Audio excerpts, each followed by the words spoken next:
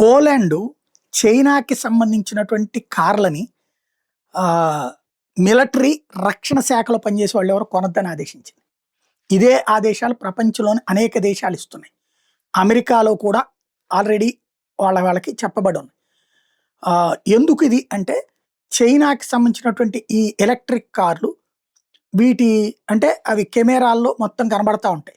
దానికి మొత్తం చుట్టూ కెమెరాలు ఉంటాయి. చుట్టుపక్కల ప్రాంతాలన్నిటి రికార్డ్ చేస్తుంటాయి. అది మనకి డాష్ బోర్డు మీద కనబడుతుంది. ఇప్పుడు మనకు కనుక మన కార్లకు కూడా వెనకాల విజువల్స్ కనబడుతుంటుంది కదా, అట్లాగే కనబడుతుంటుంది. అది మొత్తం 4 వైపులా కనబడుతుంది. 360 రౌండ్స్ కనబడుతుంది. ఇది మనకే కాదు, ఇది చైనాలో ఉంటాయట వీటి సర్వర్, ఈ BYD వీళ్ళది. అంటే చైనా ప్రభుత్వం ఆధ్వర్యంలో ఉంటాయి.